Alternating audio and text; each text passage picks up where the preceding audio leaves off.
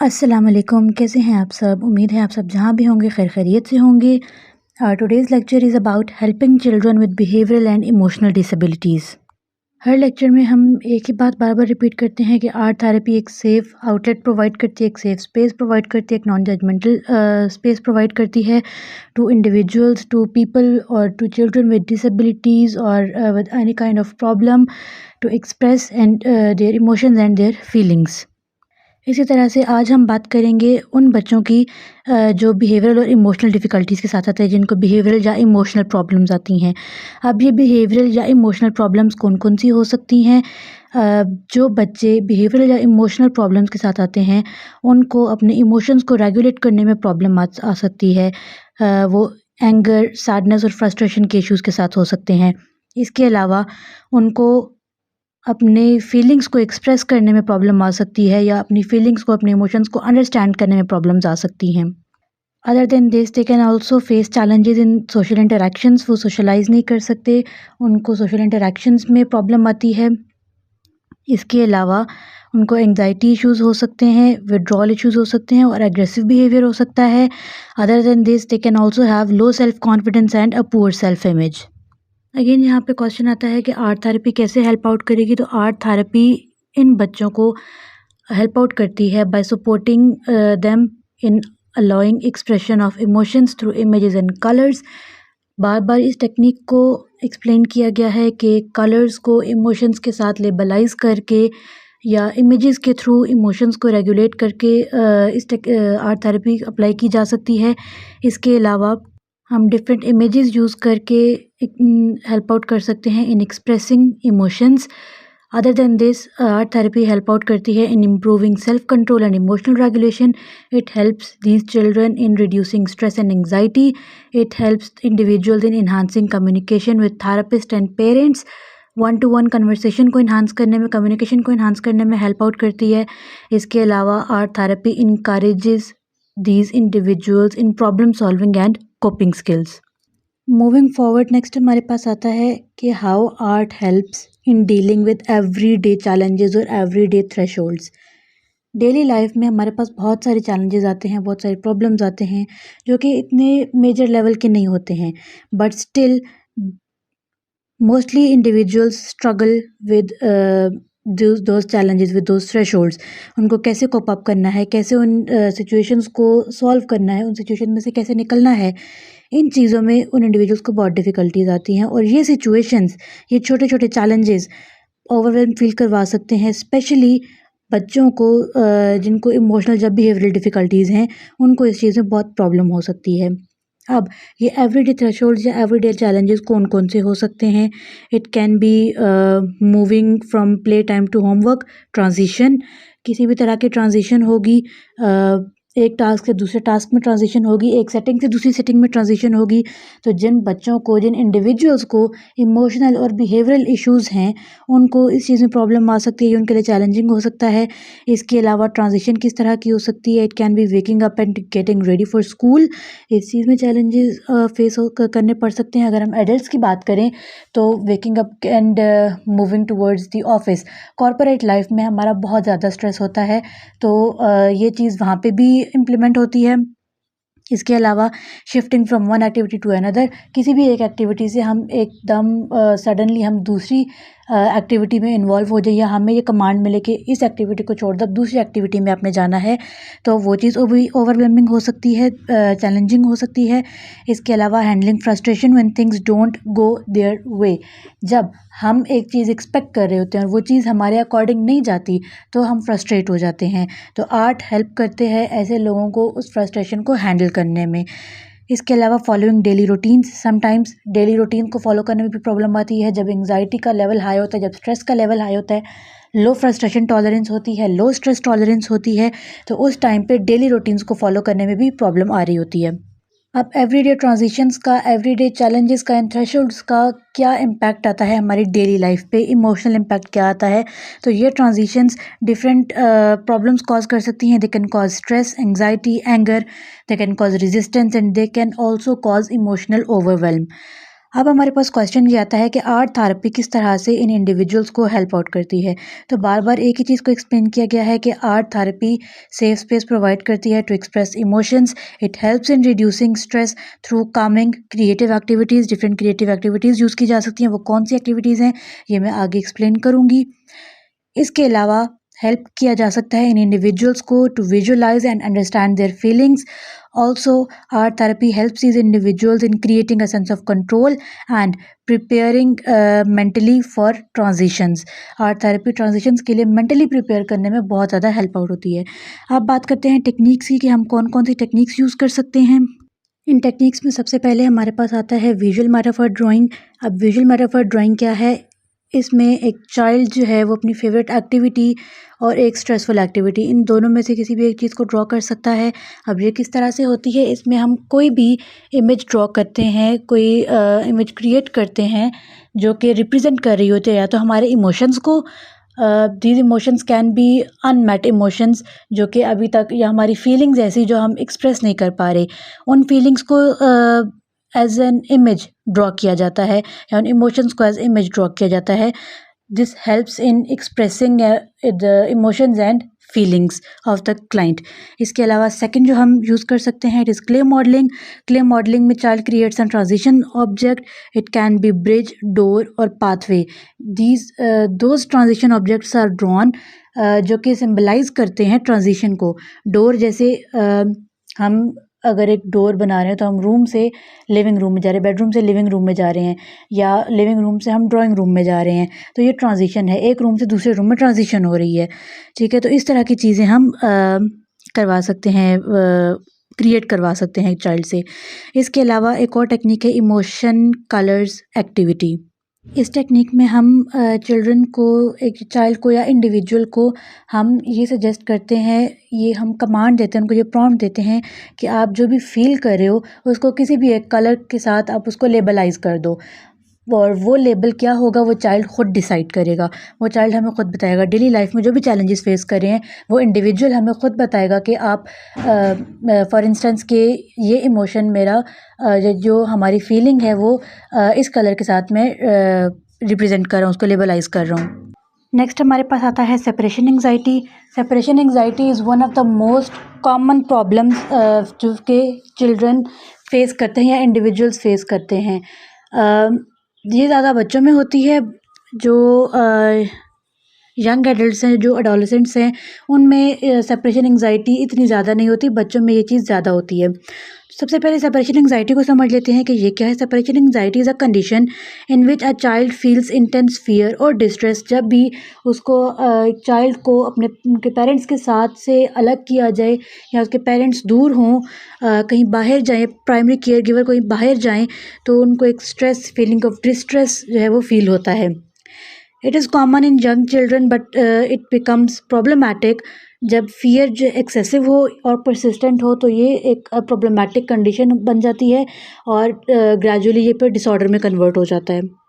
अब हमारे पास ये क्वेश्चन आता है कि हमें पता कैसे चलेगा कि एक स्पेसिफिक चाइल्ड जो है वो सेपरेशन एंग्जाइटी से सफ़र कर रहा है, उसके सिम्टम्स क्या होंगे।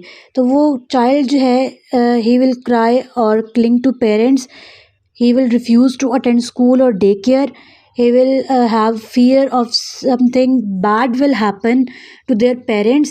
अगर वो उनके साथ नहीं होंगे, पेरेंट्स उनको छोड़ के जाएंगे, तो या उनके साथ कुछ बुरा हो जाएगा या पेरेंट्स के साथ कुछ बुरा हो जाएगा। इसके अलावा they can also experience stomach aches और हेडेक्स।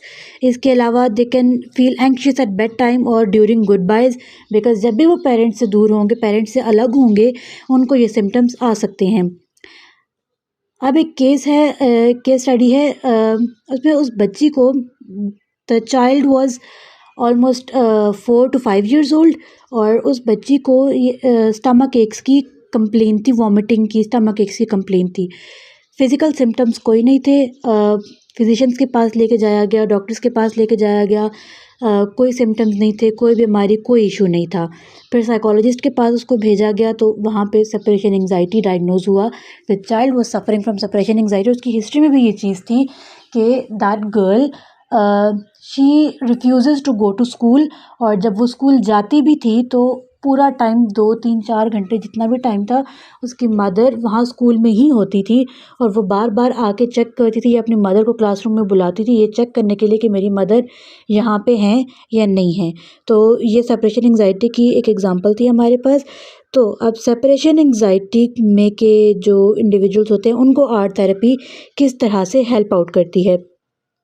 अगेन एंड अगेन वही चीज़ इसमें बार बार एक्सप्लेन हो रही है कि art therapy it allows safe expression of fears, एक सेफ स्पेस प्रोवाइड करती है, एक सेफ आउटलेट प्रोवाइड करती है to express fears and to express emotions and to express the feelings जो कि वर्बली एक्सप्लेन करना, उनको वर्बली एक्सप्रेस करना मुश्किल हो रहा है। इसके अलावा it helps in reducing anxiety through Kameng activities जिसमें हमारे सेंसरी मटेरियल्स आ जाते हैं। इसके अलावा it helps children in feel in control, then it encourage emotional expression and helps in building confidence and inner strength. Then comes the question के separation anxiety के individuals के साथ हम आर्ट थेरेपी की कौन सी टेक्निक्स हैं या किस तरह से हम आर्ट थेरेपी की टेक्निक्स को यूज़ कर सकते हैं। सबसे पहले आता है हमारे पास इसमें सेफ प्लेस ड्राइंग।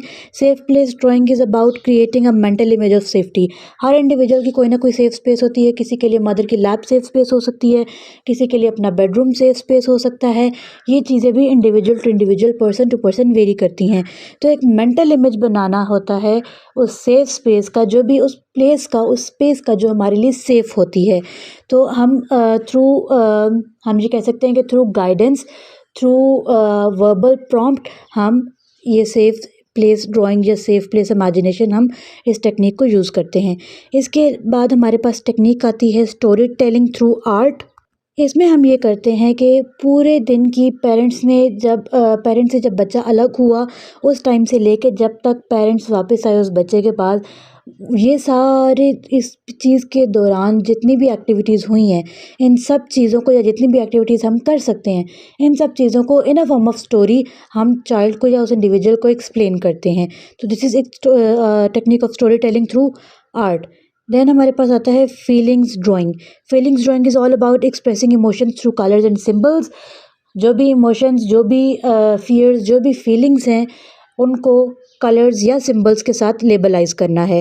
अगेन ये child to child, person to person, individual to individual चीज़ें वेरी करती हैं कि वो कौन से कलर को कौन से इमोशन के साथ या कौन से सिम्बल को कौन से इमोशन के साथ, कौन सी फीलिंग के साथ लेबलाइज करते हैं। देन हमारे पास आती है एक और technique, this is comfort object art. इसमें क्या होता है कि आपने अक्सर देखा होगा कि हर बच्चे का एक कुछ बच्चे ऐसे होते हैं जिन्होंने एक स्पेसिफिक ऑब्जेक्ट उठाया होता है। कोई टॉय उठाया हुआ, किसी ने डॉल उठाई हुई, किसी ने टेडी बियर। कुछ ऐसे बच्चे होते हैं जिनके पास पिलो होता है, तो वो उनका एक कंफर्ट ऑब्जेक्ट है, तो उसके थ्रू हम इनको हेल्प आउट कर सकते हैं। देन एक और हमारे पास टेक्निक आती है mask making. This is all about transforming fear into something less threatening. Mask making में क्या है, हम मास्क पेंटिंग करते हैं, इनसाइड और आउटसाइड दोनों हम पेंट करते हैं। देन हमारे पास टॉपिक आता है सिबलिंग राइवलरी का। सिबलिंग राइवलरी में क्या होता है, it refers to competition, jealousy and conflict between siblings. This is one of the most common things, जो कि most common problematic behaviours of siblings जो कि पेरेंट्स को फेस करना पड़ता है in their household. It is normal part of development, but अगर ये चीज़ें एक लिमिट से क्रॉस कर जाएं, ये एक कंसर्निंग मैटर बन जाएं, तो कंसर्निंग मैटर बन सकती हैं जब कन्फ्लिक्ट जो है वो इमोशनल स्ट्रेस कॉज करे, या कन्फ्लिक्ट जो है वो इतना सिबलिंग्स के बीच में कन्फ्लिक्ट इतना ज़्यादा हो रहा है कि वो पेरेंट्स के लिए इमोशनल स्ट्रेस कॉज कर रहा है या उनकी डेली फंक्शनिंग में प्रॉब्लम आ रहा है। तो सिबलिंग राइवलरी जो है it can become a concern, a major concern. अब हमारे पास क्वेश्चन ये है कि सिबलिंग राइवलरी होती क्यों है। हर सिबलिंग में ये प्रॉब्लम्स आती हैं। जहाँ पे प्रॉब्लम ज़्यादा हो जाती हैं वहाँ पे फिर ज़्यादा इश्यूज़ आ सकते हैं। अब इसकी रीज़न्स क्या हो सकती हैं, परसीव्ड अनइक्वल अटेंशन। अगर इंडिविजुअल्स को ये लग रहा हो, सिबलिंग्स को ये लग रहा हो कि हमारे दूसरे सिबलिंग को ज़्यादा अटेंशन मिल रही है, हमें कम मिल रही है, तो वो चीज़ राइवलरी कॉज कर सकती है। Comparison is one of the most common, we can say कि सबसे बहुत ज़्यादा कॉमन एक चीज़ है जो कि हमारी सोसाइटी में अनफॉर्चुनेटली पेरेंट्स करते हैं। फॉर इंस्टेंस अगर एल्डर सिबलिंग ज़्यादा हाई अचीवर, उसके अचीवमेंट ज़्यादा हैं, तो यंगर सिबलिंग से बर्डन बढ़ जाता है, उनको कंपेयर किया जाता है एल्डेस्ट वन से कि वो इतनी ज़्यादा अचीव कर रहा है, वो अगर हाई अचीवर है तो आप हाई अचीवर क्यों नहीं हो सकते, या वो अच्छा बिहेव कर रहा है तो आप इस तरह से बिहेव क्यों नहीं कर सकते। तो ये comparisons between siblings they can also be a cause of sibling rivalry. इसके अलावा डिफरेंट पर्सनैलिटीज़ एंड इंटरेस्ट, ये this is a psychological factor of sibling rivalry कि हर इंडिविजुअल की पर्सनैलिटी डिफरेंट होती है, तो these differences in personalities and differences in interest can also cause sibling rivalry. इसके अलावा डिज़ायर फॉर लव, प्रेज और approval, this can also cause sibling rivalry because जो high achievers होते हैं या जो वेल मैनर्ड, ज़्यादा वेल बिहेव्ड इंडिविजुअल्स होते हैं, उनको लव, प्रेज और अप्रूवल ज़्यादा मिलता है, या जो हम कह सकते हैं कि जो पैम्पर्ड ज़्यादा होते हैं उनको लव ज़्यादा मिलता है, बाकी को निस्बतन कम मिलता है, तो ये चीज़ भी सिबलिंग राइवलरी कॉज कर सकती है। इसके अलावा arrival of a new sibling can also cause sibling rivalry. अब सिबलिंग राइवलरी अपीयर कैसे होती है, इसके क्या इसमें सिनेरियोज क्या हो सकते हैं। फ्रीक्वेंट आर्ग्यूमेंट्स हो सकते हैं, फाइट्स हो सकती है, कंपटीशन हो सकता है, जेलसी हो सकती है, नेम कॉलिंग, ब्लेम गेम्स भी बहुत ज़्यादा होती है सिबलिंग राइवलरी में कि ये मैंने तो नहीं किया, ये तो उसने किया है। इसके अलावा इमोशनल आउटबर्स्ट हो सकते हैं, then feelings of being unloved और इग्नोर्ड, ये चीज़ें बहुत ज़्यादा सिबलिंग राइवलरी में आ सकती हैं। अब हमारे पास मेजर क्वेश्चन ये आता है कि आर्ट थेरेपी कैसे हेल्प आउट करती है सिबलिंग राइवलरी में। तो art therapy again it provides a safe outlet, safe space for emotional expression. It encourages communication without fighting, कि फ़ाइटिंग के बगैर भी तो कम्युनिकेशन हो सकती है, हम फाइटिंग के बगैर भी कम्युनिकेट कर सकते हैं। हमारे जो इश्यूज़ हैं, जो प्रॉब्लम्स हैं हमारी, वो हम विदाउट फाइटिंग भी उनको रिजॉल्व कर सकते हैं, उनको एड्रेस कर सकते हैं। तो आर्ट थेरेपी एक ऐसा स्पेस प्रोवाइड करती है जहाँ पे कम्युनिकेशन और solutions of the problems without fight discuss किए जा सके, उनका प्रॉब्लम्स का हल निकाला जा सके। इसके अलावा it promotes cooperation through shared activities. Shared activities एक one of the best techniques और tricks to reduce sibling rivalry. Cooperation promote की जा सकती है इसके थ्रू।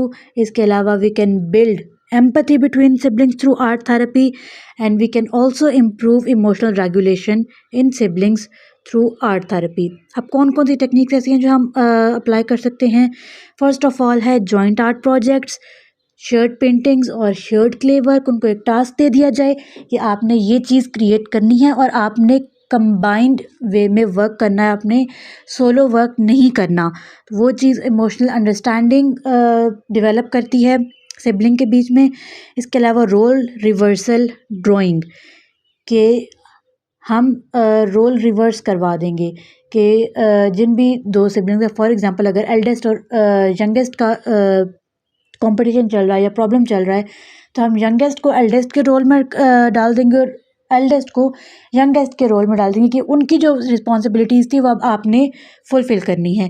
तो इस चीज़ से क्या होगा कि एक दूसरे की फीलिंग्स को अंडरस्टैंड करने में हेल्पफुल होगा और उनको ये चीज़ समझ आएगी, उनको इस चीज़ की अंडरस्टैंडिंग होगी कि अगर हमारा वो दूसरा जो सिबलिंग है वो इस तरह से बिहेव कर रहा है तो उसके पास ये रिस्पॉन्सिबिलिटीज़ हैं, he has to fulfil these responsibilities, जिसकी वजह से कुछ प्रॉब्लम्स आ रहे हैं। अंडरस्टैंडिंग उनकी बेटर होगी। Then conflict and resolution drawing, from conflict to peaceful solutions. हम ड्राइंग के थ्रू पहले कन्फ्लिक्ट ड्रॉ करवाएंगे, देन हम पीसफुल सॉल्यूशंस ड्रॉ करवाएंगे। जब भी हम एक किसी भी चीज़ को, किसी भी प्रॉब्लम को हम फिज़िकल फॉर्म में ले आते हैं तो हमारी मैक्सिमम जो प्रॉब्लम होती है वो वहीं पे सॉल्व हो जाती है, और जो नहीं होती वो हम वहाँ पे बैठ के कोलैबोरेटिवली डिस्कस करवा के सिबलिंग के बीच में जो भी प्रॉब्लम्स है, जो भी इश्यूज़ हैं, हम उनको रिजॉल्व करवा सकते हैं, उनका सॉल्यूशंस फाइंड आउट कर सकते हैं। देन आता है हमारे पास me and my sibling art. Me and my sibling art, इसमें हम क्या करते हैं, इस टेक्निक में हम सिबलिंग्स को ये कमांड देते हैं, उनको ये प्रॉम्प्ट देते हैं कि अब हर इंडिविजुअल की कोई पॉजिटिव पॉइंट्स भी होते हैं, नेगेटिव पॉइंट्स भी होते हैं। नेगेटिव पॉइंट्स तो आपने हाईलाइट